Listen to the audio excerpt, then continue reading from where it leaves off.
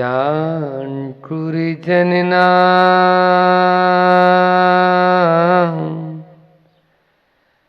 भवबीजाङ्कुरिजनना रागाद्याशैमुपगता यस्य ब्रह्मार्वा विष्णुर्वा हरो जिनो वा नमस्तस्मै हरो जिनो वा नमस्तस्मै।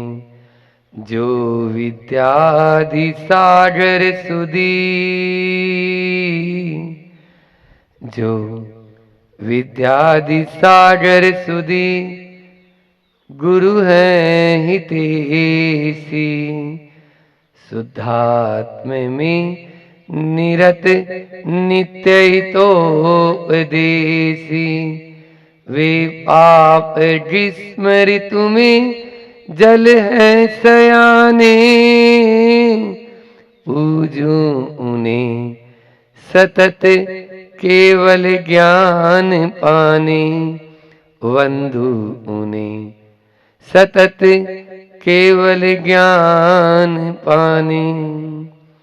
बोली देवादिदेव 1008 श्री आदिम तीर्थंकर आदिनाथ भगवान की, 1008 श्री नेमिनाथ भगवान की, संत शिरोमणि आचार्य गुरुवर विद्या सागर जी महामुनि राज की, परम पूज्य मुनि श्री 108 दुर्लभ सागर जी महाराज की।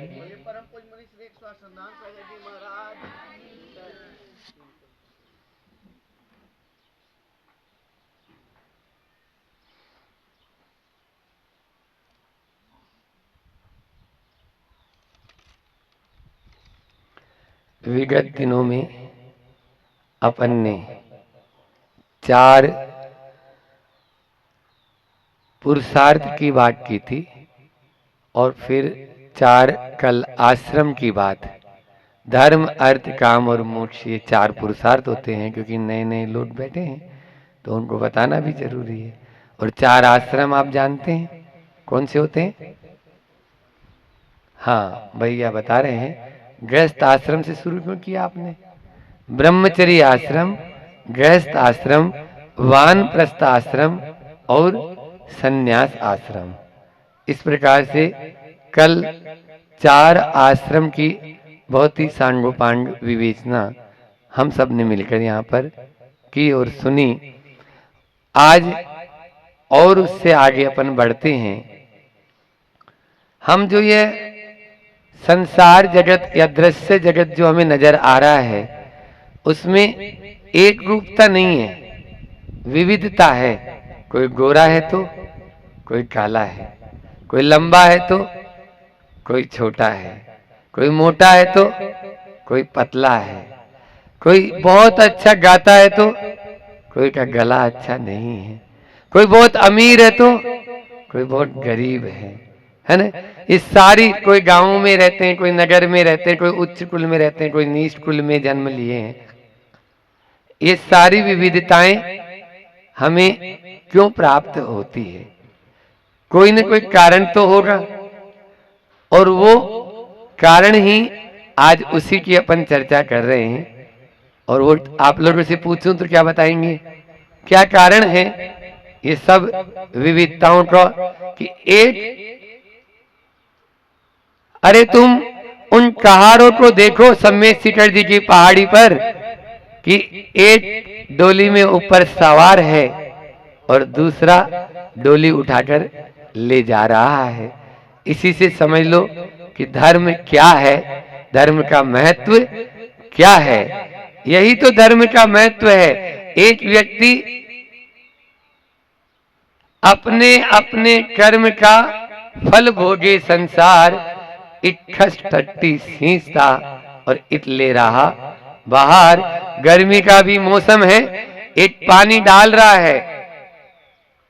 हमने, आप इंसान की तो छोड़ो, जानवरों को भी देखा है कि जानवर अंदर बैठा है और बाहर दरवाजे के ऊपर खस की टाटी बोलते हैं ना, खस टट्टी, तो वो लगी हुई है और उस टाटी पर जल डाले जा रहा है। अंदर कौन है? जानवर। अंदर शेर है, चीता है, कोई भी हो सकता है। तो इस तरह से उनका पुण्य और इसका पुण्य, तो ये समझ लीजिए किसका पुण्य ज्यादा है और किसका पुण्य कम, कौन का कर्म शुभ है और कौन का कर्म अशुभ। आज अपन उसी कर्म की बात करते हैं कि पुण्य के द्वारा ही ये सारे के सारे संयोग हमको मिलते हैं जितने भी। अच्छा, एक बात और होती है, हमें लाइट दिखती है, लाइट मतलब जैसे पंखा चल रहा है ना, बल्ब जल रहा है, मिक्सी चल रही है, वायर भी दिखता है, वायर दिखता है, लेकिन उसके अंदर में जो जिससे वो सब संचालित हो रहा है वो दिखता है क्या? नहीं दिखता। उसको बोलते हैं करंट। क्या बोलते हैं? करंट दिखता नहीं है। बस यही हमारा कर्म सिद्धांत है। धर्म जो है हम करते हैं तो उसकी बाहरी क्रियाएं आपको, बाहरी उसके इफेक्ट नजर आएंगे, लेकिन वो स्वयं अंदर में क्या है वो चीज आपको समझ में देखने को, हम आपको हाथ में लेके बता दें ये ऐसा धर्म होता है, ये लाल है, काला है, पीला है, या भारी है, हल्का है, ये कुछ भी नहीं। तो ये सब हमारे भीतर की परिणति है, हमारे भीतर के भाव है। पुराणों के प्रसंगों को देखते हैं तो बहुत इसमें अपन को श्रद्धान मजबूत होता है। इसीलिए हम सबको बताया गया कि सबसे पहले कथाएं पढ़ो, प्रथमा नियोट पढ़ो। आप लोगों ने सुना होगा जीवनधर स्वामी गर्भ में आए, पिताजी की हत्या कर दी गई, जन्म भी मां को शमशान घाट में देने के लिए मजबूर होना पड़ा, और कोई देख ना ले सूखे पत्तों पर छोड़ के वो भी चली गई। नहीं तो अभी मेरा पुत्र है ये सोच के जिन्होंने राज्य छीन लिया है वो तुरंत इसको मार देंगे और ये राजकुमार होने से वंचित हो जाएगा। एक तरफ तो पाप कर्म कि शमशान घाट में जन्म हो रहा है और पत्तों पर छोड़कर मां भी चली गई, अभी दूध भी नहीं पिया है। लेकिन पुण्य कर्म वही वृषभदास सेठ अपने मृतक पुत्र को लेकर आता है गाड़ने के लिए और देखता है ये क्या है, एक इतना सुंदर बालक, तद्भव मोक्षगामी, कामदेव जैसा उसका यानी शरीर बिल्कुल चमक रहा है। निश्चित रूप से ये तो कोई पुण्य योग से मुझे मिला है। तुरंत अपने पुत्र को छोड़ता है और सेठानी को जाके बोलता है तुम्हें गलत फहमी हो गई, अपने यहाँ मरा बेटा पैदा नहीं हुआ था, जिंदा ही हुआ था। बोलो, पाप कर्म था तो माँ छोड़कर चली गई, पिता का साया नहीं, और पुण्य कर्म था तो तुरंत दूसरे माता पिता मिल गए। आप इसी तरह से कोई भी महापुरुष को ले लीजिए, उनका पाप और पुण्य हमेशा साथ चलता रहता है। आप चाहे श्री कृष्ण को उठा के देख लीजिए। आइए तो यहाँ पर अपन जहाँ जिस करई गांव, क्या नाम है, करई, तो यहाँ मालूम चला कि यादव वंश यहाँ पर बहुत है ना, बाहुल्य उन्हीं का है, बाकी और भी होंगे, ऐसा नहीं है कि दूसरे नहीं रहते।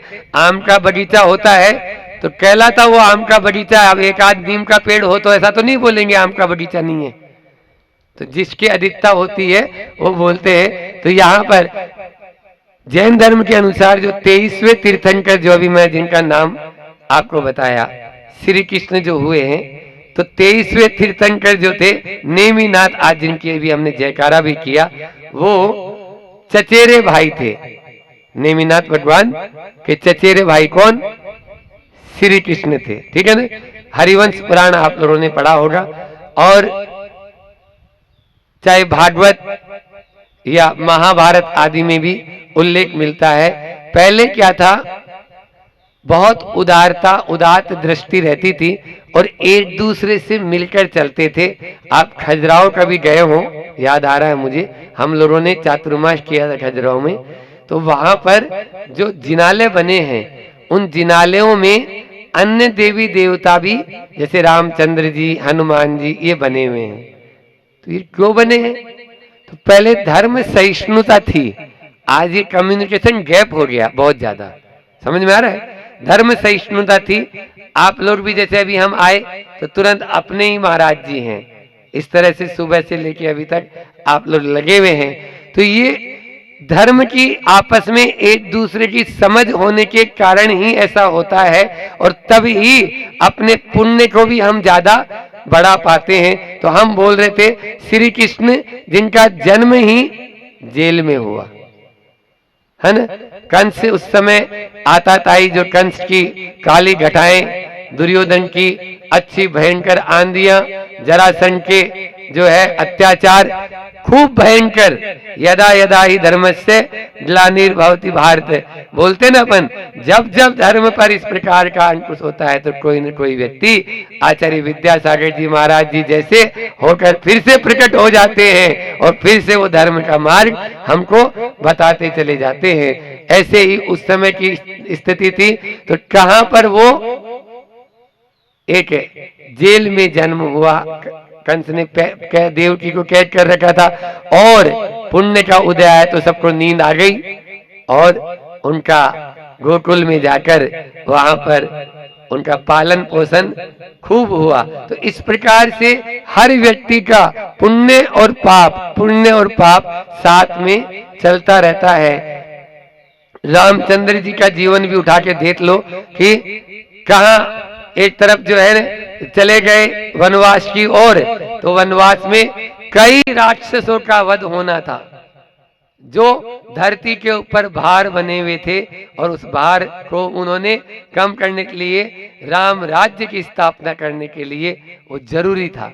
इस प्रकार से यह होता है। एक आपको अभी का प्रैक्टिकल उदाहरण, प्रायोगिक जो अभी जीवंत उदाहरण है कि डाल्टनगंज के एक सज्जन जिनका नाम है सुभाष जी पांड्या, तो वो सुरेश जी पांड्या डाल्टनगंज के, उनका भयंकर एक्सीडेंट हुआ भोपाल के पास सीहोर में, ये तो जानता होगा है ना सुरेश जी पांड्या को। अब उनका एक्सीडेंट हुआ और जैसे ही एक्सीडेंट, बहुत भयंकर एक्सीडेंट था, पीछे से इंस्पेक्टर की गाड़ी आई तुरंत ही और उनको उठाया और हॉस्पिटल में लेके गए। पूरा इलाज उनका इंस्पेक्टर ने अपने निगरानी में कराया। जो एक बहुत बड़ी घटना घटने वाली थी वो बच गई।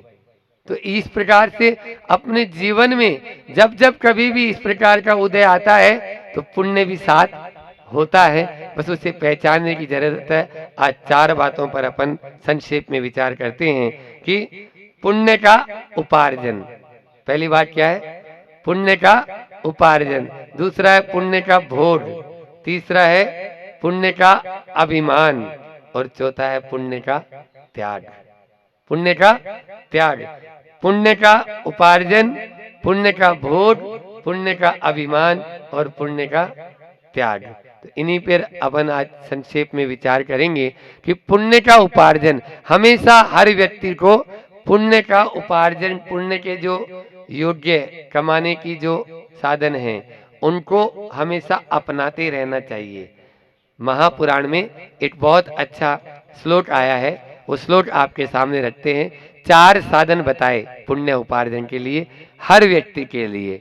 वो है पुण्यम जिनेन्द्र परिपूज्य साध्य माध्यम, पुण्यम सुपात्र गत दान समुत्तमन्मत, पुण्यम व्रतानुचरण दुपवास योगात, पुण्यार्थिना सतत पुण्य समार्जनीयम।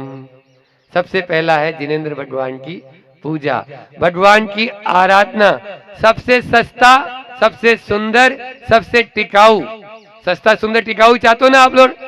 क्यों बोलो, हाउ तो बोलो। तो भगवान की रोज आराधना करो। भगवान की आराधना करेंगे तो भगवान भी आपका साथ देगा, और भगवान की आराधना नहीं करेंगे तो कभी भी वो साथ देने वाला नहीं है। इसलिए प्रतिदिन भगवान की आराधना, भगवान की पूजा आराधना करें। सबसे अच्छा साथी से पुण्य बंध का यह साधन बताया। पुण्य सुपात्र गत दान, जो सुपात्र होते हैं उनको दान देना, ये दूसरा कारण बता दिया। पुण्य उपार्जन का साधन क्या बताया? सुपात्र को दान। जैसे अभी डिटसर से आप लोगों को कल सूचना मिली तो तुरंत आप लोग गाड़ी उठाए और आ गए।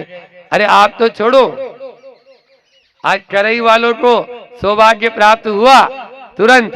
तो एक से बढ़कर एक हमारे यहाँ आपके चरण पढ़ने चाहिए, हमारे यहाँ आपके ये पदरज हो चरण पढ़ने चाहिए, आपका जो है ये चरण पड़ जाए। एक नहीं 2 4 5 मकान खोल दिए, इस प्रकार होता ही है, क्योंकि ये भी आश्रय दान है। आप लोग तो आहार दान दे दिए, ठीक है ना, इन्होंने क्या कर दिया, आश्रय दान दे दिया। इन्होंने सामायिक के लिए अच्छा वातावरण, हाँ, ऊपर भी करेला वाला मकान और नीचे भी अच्छी बढ़िया लकड़ी सागौन की सब लगी हुई, तो उसमें ठंडक रहती है। तो ये सब पुण्य के प्रभाव से होता है और ये पुण्य उपार्जन का साधन होता है। कोई भी छूटना इसमें नहीं चाहता है, नहीं छूटना चाहिए। फिर उसके बाद में है तीसरा व्रतानुचरण। व्रतानुचरण, व्रत और आचरण, व्रतों का आचरण करना, व्रत संयम का पालन करना, ये भी हमारे पुण्य के लिए जरूरी है, तभी हम पुण्य को बढ़ा पाएंगे। और अंतिम उपवास आदि करना, उपवास, तो इसमें उपवास निकलेगा, तो उपवास के माध्यम से भी हम अपने पुण्य को बढ़ाते हैं। एकासन है, उपवास है, हाँ, और अन्य अन्य जो भी व्रत हैं, तप हैं, उनको करके अपने पुण्य को बढ़ा सकते हैं। तो इसलिए पुण्य का उपार्जन होना बहुत जरूरी है। अभी तक तो जो पुरानी कमाई है वही अपन खा रहे हैं। अब यदि नई कमाई नहीं करेंगे तो क्या होगा, दिवाली मनाएंगे? बोले नहीं महाराज, दिवाला हो जाएगा। तो दिवाला करना चाहते हो या दिवाली मनाना चाहते हो? दिवाली मनाना चाहते हो तो नया कुछ कमाओ, नया कमाएंगे तभी काम आएगा। एक होता है संचित कर्म और एक होता है अर्जित कर्म, ठीक है ना। तो संचित, जो पुराना अपन ने संचय किया हुआ है वो उदय में आ रहा है। आज अपना अच्छे कुल में जन्म हो गया, आज अपन को अच्छे, यानी मेरा ये विचार क्यों बना आपको बताऊं, आज इस पे चिंतन रात में हुआ था। फिर यहाँ का करई नाम सुना और यादव वंश था, तो हमारा विचार हुआ नहीं, आज तो नेमिनाथ भगवान पे अपन और अच्छे श्री कृष्ण की पूरी अपन स्टोरी सुनाएंगे। लेकिन फिर गांव वाले थोड़े कम आए तो हमने वापस अपना बदल दिया, रात वाला चिंतन ही रखा। तो रात वाला चिंतन क्या था कि कल सोनू भैया जानते हैं और महाराज जी भी थे कि एक बच्ची पहले 6 साल की, वो बिल्कुल 6 साल की है, ग्रोथ नहीं हो रही, इतनी सी है अभी, ये समझ लीजिए, बिल्कुल 6 साल की, इतनी सी मात्र, जैसे कि 2-1 महीने की हो, इतनी छोटी सी। और फिर 10 साल का एक बच्चा रास्ते में फिर से वो की वही, दोनों हाथ और दोनों पांव बिल्कुल इतने इतने से जरा जरा से हैं और उसकी भी ग्रोथ नहीं हो रही, बोल नहीं पाते हैं, सुन नहीं पाते हैं, जो भी है, और वो उस तरह का पूरे अपंग हैं। तब हमारा दिमाग काम किया कि देखो किस प्रकार से आप लोगों को या हम लोगों को पुण्य के उदय से आंख मिली है, पुण्य के उदय से कान मिले हैं, पुण्य के उदय से पांव मिले हैं, पुण्य के मिले से हाथ मिले हैं, इन सब का उपयोग कर लो। एक भजन गाते ना आप लोग कि तूने अजब रचा भगवान खिलौना माटी का, उसमें आता है हाथ मिले तुझे दान करने को, पाँव मिले तुझे तीर्थ करने को, ऐसे ही आता है ना पूरा। हाँ, कान मिले तुम्हें प्रभु श्रवण को। तो इस प्रकार से इन इंद्रियों का या जो पुण्य के योग से जो मिला है उसका सही उपयोग कर लो, ये अर्जित कहलाएगा। अन्यथा संचित तो आपके पास से जा ही रहा है। संचित कब तक काम आएगा? बाप की कमाई नहीं, अब तो आपकी कमाई खाना सीखो। बहुत पुरानी कमाई अपन ने खा ली है। इस प्रकार से पुण्य का उपार्जन करना है। फिर दूसरा है, आज 2 ही कर पाएंगे, पुण्य का उपार्जन और दूसरा क्या बताया, पुण्य का भोग। पुण्य का भोग, भोग तो आप सब जानते हैं, भोग लगाते हो ना, क्यों? मतलब पुण्य को भोगना, पुण्य से हमें जो मिला है उसको उपयोग करना, भोग लेना, ये ध्यान में रखना। लिख लो आप लोग अपने दिल और दिमाग पे, नहीं तो डायरी हो तो। हम तो दिल और दिमाग ज्यादा बोलते हैं क्योंकि उसमें लिखा हुआ कभी मिटेगा नहीं। लेकिन अब क्या करें, आजकल आदमी अच्छी बात को तो पेन ड्राइव में रखता है और बुरी बात को दिल और दिमाग में। अच्छी बात को तो मोबाइल पेन ड्राइव में रखेगा और बुरी बात को दिल और दिमाग में, तो वो हमेशा ही मोबाइल साथ में ही रखता है, तो गड़बड़ ही रहता है। तो मैं बोल रहा था कि पुण्य के बोझ से पाप ही होगा। क्या लिखना है? पुण्य के भोग में पाप ही होगा। आप जब जब पुण्य का भोग करेंगे तब तब आपको पाप का अर्जन होगा। इसलिए पुण्य के भोग को लात मारें, पुण्य को भोगे नहीं। यदि पुण्य को भोगेंगे आपको पुण्य के योग से मिलेगा, खूब मिलेगा। और एक बात और होती है, जैसे जैसे आप पुण्य को छोड़ते जाएंगे वैसे वैसे आपका पुण्य और अधिक बढ़ता चला जाएगा, बढ़ता चला जाएगा। और एक दिन ऐसा आएगा, पुण्य फला अरहंता, पुण्य के फल से ही अरहंत बनते हैं। आचार्य कुंद कुंद स्वामी प्रवचन सार में यही बात हमें कहते हैं।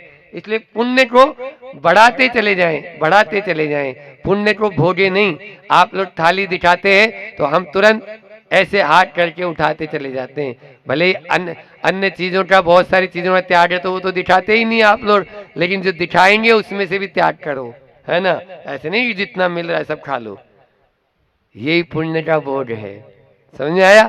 पुण्य के भोग से मिलेगा जरूर आपको, लेकिन उसको लात मारना है, उसको छोड़ते जाना है, तब ही हमें यह अपन को और अधिक। आचार्य श्री जी को आप देखो, उनका पुण्य कितना सॉलिड है और उनके पुण्य के योग से कितना मिलता है। एक संस्मरण याद आ रहा है, उसको सुनाकर अपनी वाणी को विराम देंगे, क्योंकि समय भी अपना पूरा हो रहा है। ज्यादा समय नहीं होना चाहिए, नहीं तो फिर आप लोग बोलेंगे कि महाराज ज्यादा आता है, तो गड़बड़ हो जाएगा। हाँ, तो हम बोल रहे हैं कि आचार्य श्री जी का संस्मरण है। याद आया कि एक बार सवेरे सवेरे जंगल जा रहे थे, तो आचार्य श्री जी शुद्धि कर रहे थे। शुद्धि करते समय हमारी दृष्टि उनके पांव पर पड़ी, तो पांव में एक इतनी बड़ी खरोंच थी, इतनी बड़ी खरोंच थी। अब खरोंच थी तो पूछा, ये क्या है? बोले ये पुण्य की मोर। क्या बोले? पुण्य की मोर। बात ऐसी थी, रात में कुछ लोग आए वैयाव्रती करने, और नाखून बड़े होंगे, तो नाखून जो है गुरुजी की तो वैसे ही सॉफ्ट स्किन है, तो नाखून बड़ा होगा तो तुरंत वो, क्योंकि होता ये है कि वो पहुंचता है तब तक तो दूसरा लाइन लगी हुई है वहां, तो उसको हटाने के लिए भी तुम जा जल्दी। अब वो जल्दीबाजी में जो उसका नाखून उस पे आचार्य श्री जी के पांव पर लग गया। तो ये है, तो पुण्य के भोग का त्याग करना है। गुरुजी बार बार गुरुजी के मुख से एक ही बात, कि पुण्य के योग से मिलता जरूर है। छतरी है, कई बार छतरी लगाने के लिए दौड़ते हैं, तो आचार्य श्री बोलते हैं क्यों एक छतरी में ही काम चलाओगे, 3 छत्र नहीं मिलेंगे। फिर 3 छत्र चाहिए, तो एक छतरी ये लगाओ नहीं, वो तो धूप में ही चलना होगा। तब एक छतरी हटेगी तब 3 छत्र मिलेंगे, तब तीर्थंकर बनेंगे और तभी तो होगा, है ना। 3 छत्र अष्टप्रार्तिहार्य में आता है। तो इस प्रकार से पुण्य का जब जब अपुण्य के अभिमान और पुण्य के त्याग की बात अपन कल करेंगे। आज इतना ही रखते हैं। एक छोटी सी कविता याद आ गई, वो और सुना देते हैं कि एक बार ऐसा हुआ कि जो वैयाव्रती के ऊपर कविता है ये, तो गांव वालों को भी समझ में आएगा कि शरीर है एक गाड़ी, शाम को थककर हो जाती है आड़ी। शरीर है एक गाड़ी, शाम को थककर हो जाती है आड़ी। आते हैं रात में कुछ कारीगर, कुछ अनाड़ी। किसी ने सुधारी, किसी ने बिगाड़ी। कुछ लोग ठीक ठाक कर जाते हैं, कुछ लोग ठोक ठाक कर जाते हैं। बोलिए अहिंसा परमो धर्म की। आज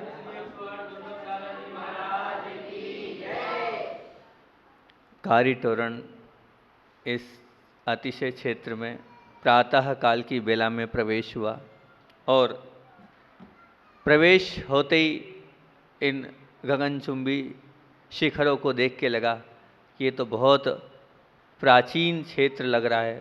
और जब अंदर आए और मनोज्ञ जिन बिंबों को देखकर आत्मा गदगद हो गई, इतने भव्य। और जब दृष्टि, हमने कहा ये प्राचीन जिन बिंब आखिर हैं कब के, तो देखा नीचे लगा लिखा था वीर निर्वाण संवत 918। हमने कहा 918, अभी चल रहा है 2548, मतलब 1630 वर्ष, 1630 वर्ष पूर्व ये जिनालय बने थे। विचार तो करो आप कितने प्राचीन और कितने भव्य जिनालय आपके इस क्षेत्र पर विराजमान हैं। मतलब बहुत प्राचीन क्षेत्र था, नाम तो हमने यहीं आके सुना, लेकिन आनंद आ गया इस क्षेत्र को देखने के बाद, यहाँ आने के बाद। और फिर सुनते हैं कि इस क्षेत्र का अतिशय पता किया तो बोले प्रति वर्ष अष्टानिका में 10 लक्षण में यहाँ पर सर्प आता है और वहाँ पर भगवान के दर्शन के लिए आकर अपने नेत्रों को और अपने आप को धन्य मानता है। यहाँ के लोगों ने बार बार उस बड़े विशाल सर्प को देखा है जो अष्टमी और चतुर्दशी मनाने, जैसे आप समझते हो हम लोग ही बनाते हैं अष्टानिका और 10 लक्षण, लेकिन ध्यान रखना त्रियंश लोग भी और देव लोग भी इस अष्टानिका पर्व को और 10 लक्षण को मनाते हैं। वो यहाँ आते हैं क्योंकि बहुत प्राचीन जिनालय है। इस प्राचीन जिनालय को आकर दर्शन करके अपने आप को कृतार्थ मानते हैं। अभी इतने दिनों से हम जहाँ जाते हैं वहाँ उस गांव पर ही प्रवचन करते हैं, उस गांव के नाम पर ही हम सब कुछ उन्हें समझाते हैं, बताते हैं। और जब इतना भव्य जिनालय है तो निश्चित तौर से, इतनी प्राचीन प्रतिमा है तो निश्चित तौर से मैं तो चाहूँगा कि इसके दर्शन करके आप क्या चाहें, अपने आप का कल्याण करना चाहते नहीं चाहते? कारी तोरण वालों बोलो, चाहते हो कल्याण? तो और कल्याण का मार्ग कारी तोरण वालों आपको बताता हूँ। कारी तोरण जो गांव है वो क्या कह रहा है, ध्यान से सुनना और याद रखना कि महाराज जी ने क्या बताया था हमारे गांव को। कारी तोरण क्या बता रहा है? का शुरुआत अक्षर क्या है? का में आ की मात्रा का। वो का कह रहा है? काय क्लेश करो। क्या करो?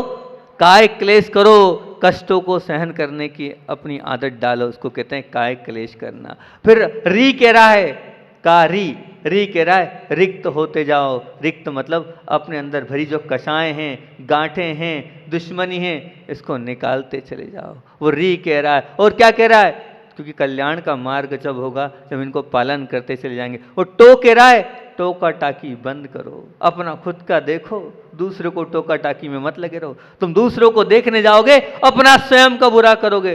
टोका टाकी बंद करो, वो टो कह रहा है। और फिर आगे अगला क्या कह रहा है? कारी टो र कह रहा है इतने अच्छे भगवान मिले, रम जाओ भक्ति में, सब छोड़ दो, सुबह शाम आओ और प्रभु की भक्ति में रम जाओ। अगर रम जाओगे तो बहुत अच्छी बात है। और कल्याण करना चाहते हो तो नकल करो। न क्या कह रहा है? नकल करो। अगर नकल की मना नहीं कर रहे हैं पर किसकी नकल करना है? वो जो आपके जिनालय में इतने सुंदर भगवान विराजमान है, संभवनाथ भगवान, शांतिनाथ भगवान, उनकी नकल करो। नकल करोगे तो कल्याण हो जाएगा। ये आपका 5 अक्षर बोल रहे हैं। क से काय क्लेश करो, री से रिक्त हो जाओ कषायों से और अंदर की कषायों को छोड़ दो, और टोका टाकी बंद करो और रम जाओ प्रभु भक्ति में। और रमने के बाद भगवान की नकल कर लो। और नकल कर ली तो निश्चित मान के चलना आपकी अकल भी सुधर जाएगी और आपकी शकल भी सुधर जाएगी। उनकी जैसी शकल करना है तो उनकी नकल करोगे, तब उनकी जैसी शकल आपकी हो पाएगी। ये 5 चीज़ें हैं। इन्हीं 5 बातों को लेकर हम पर प्रारंभ करते हैं। सबसे पहला है काय क्लेश। आखिर काय क्लेश है क्या? शरीर की आदि व्याधि को छोड़कर इस अनादि निधन आत्मा का चिंतन करना, ये कहलाता है काय क्लेश। शरीर की तो हम चिंता कर रहे नहीं, शरीर को छोड़कर जो आत्मा की चिंतन करता है वो काय क्लेश तप का धारक होता है। काय में जब तक क्लेश नहीं होगा, बहुत ध्यान से सुनना, काय में जब तक क्लेश नहीं होगा तब तक आत्मा का श्लेष नहीं होगा। अगर आत्मा को ऊपर उठाना चाहते हो तो इस काया में क्लेश देना पड़ेगा। जब जब भी आपने कष्ट सहन किया है, ये मान के चलना वो कष्ट आपको उठाते चले जाएगा। ऊपर उठना है, क्लेश करते चलो, वो क्लेश ही आपको ऊपर उठाते चले जाएगा। हमारे पास 2 चीज़ें हैं, 2 ताले हैं तो 2 चाबी है। 2 ताले हैं, 2 चाबी है। एक ताला शरीर है और एक ताला आत्मा पे लगा है। आप अगर शरीर की चिंता करोगे तो आप शरीर के ताले खोलते चले जाओगे, और अगर आप आत्मा की चिंता करोगे तो आत्मा के द्वार खुलते चले जाएंगे। ऑप्शन आपके पास है, क्या चाहते हो आप? किस प्रकार से अपनी आत्मा का कल्याण चाहते हो कि अपने शरीर का कल्याण चाहते हो? जब काय क्लेश की चर्चा आती है, बैठा था शांतिनाथ बाबा के दरबार में, तो अपने आप चिंतन आया कि काय क्लेश का उदाहरण क्या दूं इन कारी तोरण वालों को। काय क्लेश का इस शरीर के प्रति थोड़ा भी मोह भाव नहीं, ऐसा कौन सा उदाहरण दूं? तो मैंने सोचा वो उदाहरण दूँ जिससे मैं भी रोमांचित हो जाऊं और कार्यतोरण वाले सुन के भी रोमांचित हो जाए कि इस पंचम काल में क्या ऐसा भी कोई कायिक क्लेश होता है। मैं आपको बहुत पहले ले चलता हूँ, ज़्यादा पहले भी नहीं, इसी पंचम काल, इसी काल के पंचम काल में ही ले जा रहा हूँ, ज़्यादा चतुर्थ काल की बात नहीं कर रहा हूँ। आज से लगभग 103 104 साल पूर्व 1918 में आपको लेके चलता हूँ। कौन से सन में? 1918। अभी 22 चल रहा है, 22 ही है ना, तो कितने साल हो गए? मान के चलना 18 2 20, 104 साल पहले की वो घटना सुना रहा हूँ। उस घटना को बहुत ध्यान से सुनना। वो घटना सत्य घटना है, कोई कहानी बना के नहीं सुना रहा हूँ आपको मैं, कोई ऐसी बात नहीं सुना रहा हूँ कि मैंने मन से घड़ दिया और आपको सुना रहा हूँ। सत्य घटना को पसंद करता हूँ और सत्य घटना को ही सुनाने में आनंद आता है मुझे। ये घटना जो अंदर से रोम रोम पुलकित कर देती है, मेरी भी विशुद्धि बढ़ी उसको चिंतन करने में, उसको दोबारा पढ़ने में, और आपकी खुद की भी विशुद्धि बढ़ेगी। उस घटना को मैं आपको सुना रहा हूँ। सन 1918 की बात हैगी। एक संघ में एक अनंत कीर्ति महाराज थे और उन मुनिराज ने, अनंत कीर्ति महाराज ने कहा कि हे भगवान, अपने गुरु से निवेदन किया, हे भगवान, मेरी बहुत इच्छा है कि मैं ज्ञान प्राप्त करना चाहता हूँ और मुझे यहाँ पर ज्ञान की प्राप्ति नहीं हो पा रही है, तो मैं ज्ञान प्राप्त करने के लिए मध्य प्रदेश में एक नगर है मुरैना, मध्य प्रदेश में एक नगर है मुरैना, जहाँ पर बहुत सारे विद्वान रहते हैं और वहाँ पर बहुत सारे विद्वानों के साथ अध्ययन कराया जाता है। मैं वहाँ जाना चाहता हूँ। दिगंबर जैन साधु अपने गुरु से निवेदन कर रहा है। आचार्य महाराज बोलते हैं, भैया असंयमी से कहाँ ज्ञान लेने जा रहे हो? क्या है असंयम? तो असंयम देगा, फिर भी तुम्हारी भावना ज्ञान प्राप्ति की है, मैं मना नहीं करूँगा, मेरी तरफ से मनाही नहीं है, जाओ, आशीर्वाद है हमारा। बड़ी प्रसन्नता के साथ पूज्य मुनिवर अनंत कीर्ति महाराज विहार करते हुए मुरैना की ओर प्रवेश किया। और वो समय था ठंड का, कड़कड़ाटी ठंड, ऐसी ठंड कि बिल्कुल कांप जाए अच्छे अच्छे, ऐसी ठंड का समय था। पौष का माह था और वो उस ठंड में मुरैना की ओर पहुँचे। और मुरैना, जो आप लोगों ने नाम सुना होगा, जो भाग जिनका चलता है, वो गोकुल चंद जी, वो जो आपने नाम सुना होगा, है ना, क्या ब्रह्मचारी गोकुल चंद जी, तो वो वहाँ पर उस वक्त विद्वान थे। और उन विद्वान और सब मंडली ने सुना कि साधु महाराज आ रहे हैं, तो पहुँच गए और मुरैना के पास पहुँचे। और मुरैना के पास ही, जब अंग्रेज़ों का ज़माना था, उस वक्त अंग्रेज़ों का ही ज़माना था, सन 1918 की बात है। अब पहुँचे, पहुँचने के बाद उन्होंने कहा, महाराज श्री जी थोड़ा और चल लो, मुरैना पास में है, यहाँ स्थान ठीक नहीं है, इस स्थान पर रुकना ठीक नहीं है। महाराज जी बोलते हैं कि साधु के लिए क्या अच्छा और क्या बुरा, क्या अच्छा और क्या बुरा, ये स्थान ठीक है, लोग खराब हैं। अरे बोले, मेरे को देखकर भी लोग सुधर नहीं पाएंगे तो मेरी चर्या ठीक नहीं है, मेरा तप का कोई प्रभाव नहीं है। अगर खराब हैं तो अच्छे बन जाएंगे वो, पर मैं तो अब अंधेरा हो गया है, अब यहीं विश्राम करूँगा। और मुनिराज ने वहीं रात्रि विश्राम किया। लोग देखते रह गए कि रात है, खुली ठंड है और दरवाजे खिड़की नहीं है, ऐसे इस स्कूल में रुके हैं। रात बीती, सुबह हुआ। सुबह होते ही वो नग्न दिगंबर साधु उस कड़कड़ाती ठंड में, जहाँ लोग जूझ रहे हैं, कपड़े में, स्वेटर में, मफलर में, सब में कांप रहे हैं, और वो उस ठंड में वो उस मुरैना नगरी की ओर जा रहे हैं। जैन समाज, जिन्होंने कभी जैन मुनि देखे नहीं, अभी के जैसा नहीं है कि खूब सारे जैन मुनि होते थे, मैं उस समय की बात कर रहा हूँ, 100 वर्ष पूर्व, उस वक्त मुनि नहीं हुआ करते थे। तो देखा कि मुनिराज आ रहे हैं, लोग चलते गए और वो कारवां बढ़ता चला गया। 100 200 500 1000 लोग हो गए। जैन छोड़ अजैन लोग भी इतनी ठंड में उन मुनिराज को, और बुंदेलखंड की वो मुरैना की ठंड, उसको देखकर आश्चर्यचकित हो गए कि ऐसे भी साधु होते हैं, कपड़े पहने नहीं हैं और इसी ठंड में चले जा रहे हैं। वो प्रशस्ता से आते गए, नगर में प्रवेश हुआ और जिनालय के बाहर, जो वहाँ पर मुरैना में जो विद्यालय है, जो विद्वानों का विद्यालय, उसके वहीं पर मंदिर था। मंदिर में बाहर चरण उन्होंने अपने धोए। चरण धोने के बाद वो जहाँ चरण, ऐसा बताते हैं, जहाँ चरण धोए थे वहाँ पर चरण के गंदोदक के लिए, गंदोदक खत्म हो गया तो मिट्टी उठा उठा के लोग लगाने लगे, गड्ढा खुद गया वहाँ पर। ये स्थिति बन गई। आखिर जहाँ तप होता है, जहाँ त्याग होती है, जहाँ तपस्या होता है, वहाँ सब कुछ होता है। मुनिराज के वहाँ अंदर गए, पूरे जो लोग थे, विद्वान लोग थे, उन विद्वानों लोगों के साथ चर्चा हुई। चर्चा के बाद मुनिराज आहार के लिए निकले। आहार संपन्न हुआ। आहार के बाद दिन भर विद्वानों के साथ बैठकर बहुत सारी चर्चाएं हुई। विद्वानों को भी लगा कि कोई ऐसे भी मुनिराज हैं जो इतना जानते हैं। वो तो समझते थे कि बस हमारे पास ही ज्ञान है और बाकी सब अज्ञानी है। और महाराज जी को भी बड़ा आनंद आया, दिन भर पूरा चर्चा में व्यतीत हुआ, बहुत अच्छे से धर्म ध्यान पूर्वक शास्त्रों की बहुत सारी गुत्थियाँ दिन भर सुलझती गई, अनेक प्रकार की शंका समाधान हुए। और जब शाम हुई तो शाम हुई, दिन भर वो ऊपर छत पर धूप में बैठे थे।